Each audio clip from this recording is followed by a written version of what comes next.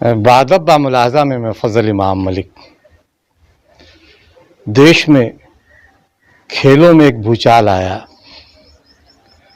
खिलाड़ियों ने कुश्ती महासंघ के अध्यक्ष ब्रजभूषण शरण सिंह पर यौन शोषण का आरोप लगाया।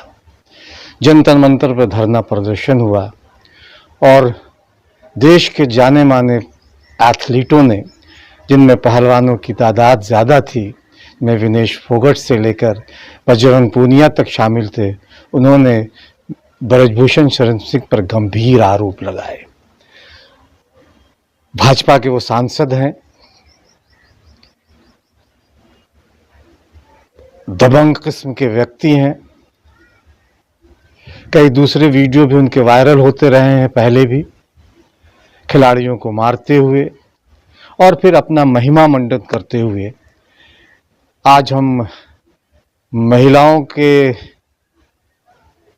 इस यौन शोषण पे थोड़ा जिक्र करेंगे, क्योंकि ये अजब इत्तेफाक है कि ठीक उससे कुछ दिन पहले भाजपा के ही सरकार में हरियाणा के खेल मंत्री, भारतीय हॉकी टीम के पूर्व कप्तान ओलंपियन संदीप सिंह पर भी इसी तरह के गंभीर आरोप एक कोच, महिला कोच ने लगाए थे। और इसके बाद खिलाड़ियों ने, खासकर महिला पहलवानों ने ब्रजभूषण शरण सिंह पर यौन शोषण का आरोप लगाया। ये गंभीर आरोप है। बादब बा मुलाजा में इस पर बात करेंगे, लेकिन इससे पहले एक गुजारिश, एक निवेदन है कि अगर अभी तक आपने बादब बा मुलाजा को सब्सक्राइब नहीं किया तो उसे सब्सक्राइब करें, लाइक करें और ज़्यादा से ज़्यादा शेयर करें, ताकि हम आपकी ताकत बने और आप हमारी ताकत बने। और संभव हो तो जन सरोकारों की पत्रकारिता के लिए बादब बा मुलाजा को आर्थिक सहयोग भी करें। तो भारतीय खेल में एक तूफान खड़ा हुआ। जंतर मंतर पर हजारों एथलीटों ने बजरंग पूनिया और विनेश फोगट के नेतृत्व में धरना प्रदर्शन किया और ब्रजभूषण शरण सिंह, जो कि भाजपा के सांसद हैं, कद्दावर सांसद है, दबंग सांसद हैं, उन पे गंभीर आरोप लगाए। खिलाड़ियों ने यौन शोषण का आरोप लगाया। और ये कोई ऐसी पहली घटना नहीं है भारतीय खेल में कि यौन शोषण का आरोप खिलाड़ियों ने लगाया है। इससे पहले भी, चाहे वो 2014 में किसी क्रिकेटर का हो जिसमें एफआईआर दर्ज हुई, या फिर इससे पहले महिला हॉकी टीम के पूर्व कोच रहे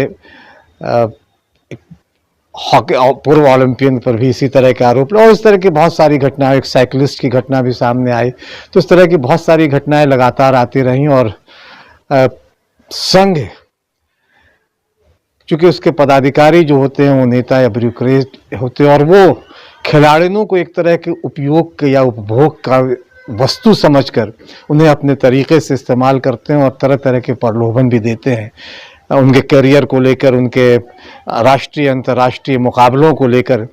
और कहीं ना कहीं खिलाड़ियों के साथ दिक्कत ये होती है कि उन्हें अपने करियर, अब तो चूँकि वो खास के बहुत सारे खेलों में तो बहुत छोटे घरों से खिलाड़ी ने आती हैं, इसलिए वो जब अपना सारा परिवार को देखती हैं और दूसरी चीज़ों को देखती हैं, तो फिर वो उनके पदाधिकारियों जो कद्दावर होते हैं उनके झांसे में आती हैं, और फिर जब शोषण का शिकार होती हैं तो फिर उनके खिलाफ आवाज़ बुलंद नहीं कर पाती।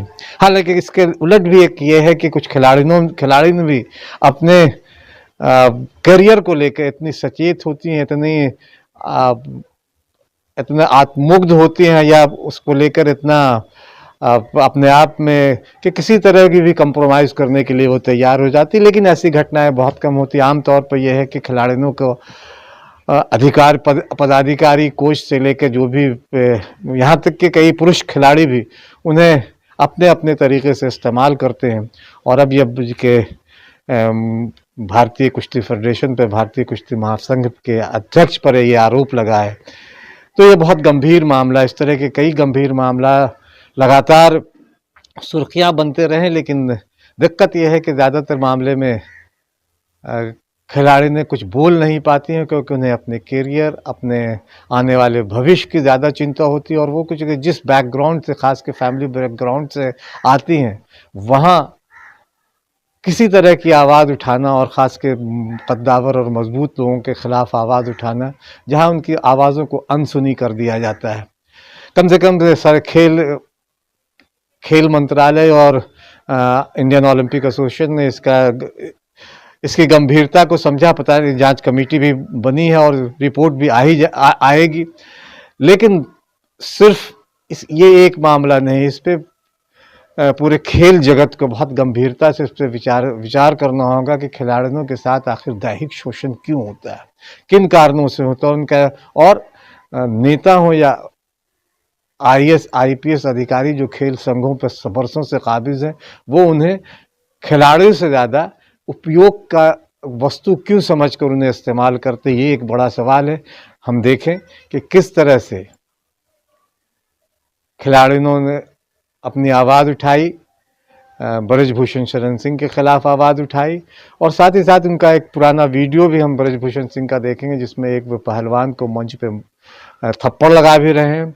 और इसी तरह का वो जिस अंदाज में चलते हैं उसके भी कुछ वीडियो सामने आए, उसे देखें और फिर इससे पूरी भारतीय खेल के जो स्थिति है इसको समझा जा सकता है कि भारतीय खेल में महिलाओं की स्थिति क्या है, उनका किस तरह से शोषण हो रहा है, और इस शोषण में कौन कौन से बड़े लोग शामिल हैं। ये अपने आप में एक बड़ा सवाल है, क्योंकि हरियाणा से लेकर दिल्ली और दिल्ली से लेकर उत्तर प्रदेश और दूसरी जगहों में इस तरह की घटनाएं लगातार होती रही हैं।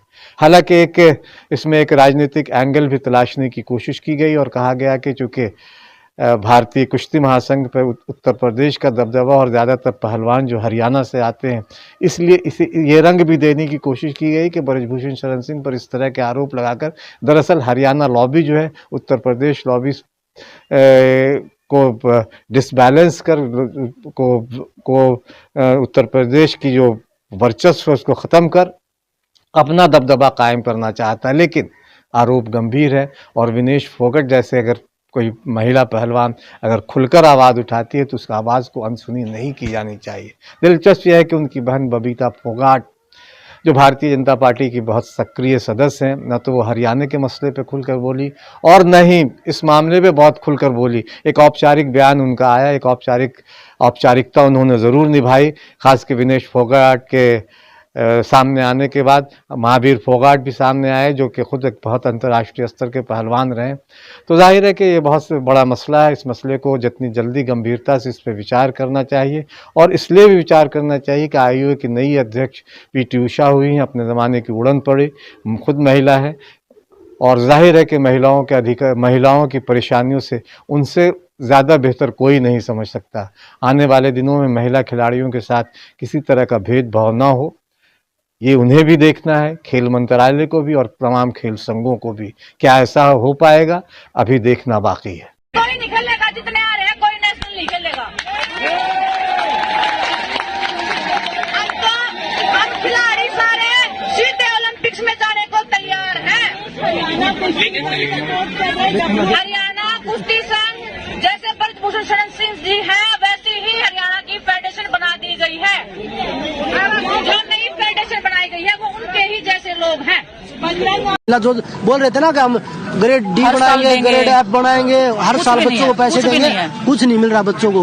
वो 2 किस्त वो बड़े खिलाड़ियों को इसलिए दे दी कि कहीं बोल ना दे। तो विनोद तोमर जो है रेसलर्स का हक मार रहे हैं, जो पैसा होता है हमें घर ले जाके वो जांच आप करिए, आप के माध्यम से वो जांच होगी कि तोमर जी खा रहे हैं या कोई और खा रहा है, कौन ऐसा मगरमच्छ बैठा है जो खिलाड़ियों का को सारे वो खा रहा है। गवर्नमेंट हमें सपोर्ट कर रही है और ये अपने घर भर रहे हैं, खिलाड़ियों तक आ ही नहीं रही है। दिनेश, एक सवाल बार बार लखनऊ कैंप से आता है कि इनडिसिप्लिन के लिए महिलाओं को बाहर निकालते हैं, क्या होता है वो इनडिसिप्लिन, क्या बार बार? वो जो कोचेज उनके जो फेवरेट कोचेज होते हैं वो उनको ना तो ट्रेनिंग करवाना आता है, जो हमारे चीफ कोच भी बना रखे हैं, उनका क्वालिफिकेशन देखे उन्होंने कभी जिंदगी में रेसलिंग भी की हो तो वो क्या पूरे साल सेम हमने बताया वो ट्रेनिंग करवाते रहते हैं। अभी कंपटीशन है, मुझे दूसरा ट्रेनिंग करना है, मैंने ही बोल दिया कि सर ये ट्रेनिंग से तो काम नहीं मिलेगा, मेरे को कुछ दूसरा ट्रेनिंग करना है क्योंकि मेरी बॉडी उस चीज को रिक्वायर करी है, तो मैं इनडिसिप्लिन हूँ।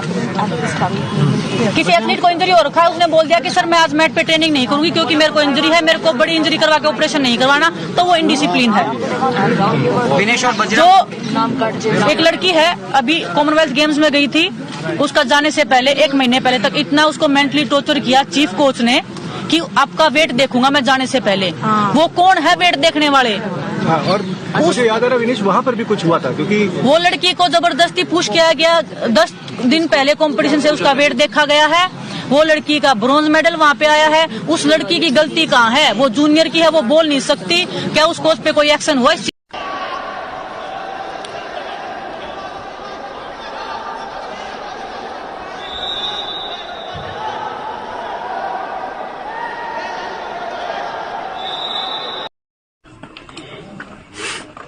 अरे चले जाओ, आइए चलिए, आइए थोड़ा सा साइड में।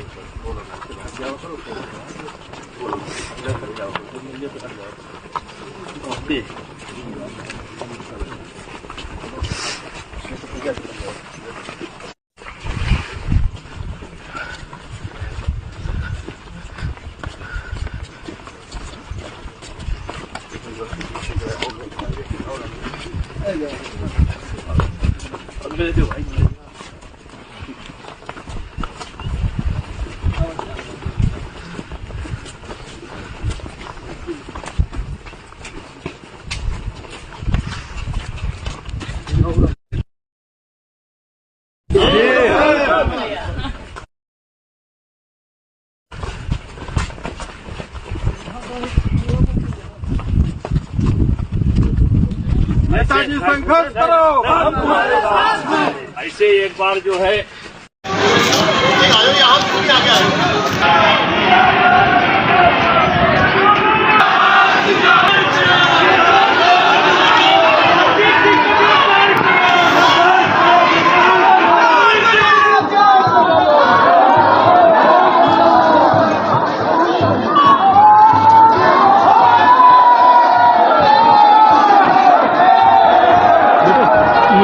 आ जाओ बैग तू उधर चला, उधर चला, एक मिनट कोई नहीं।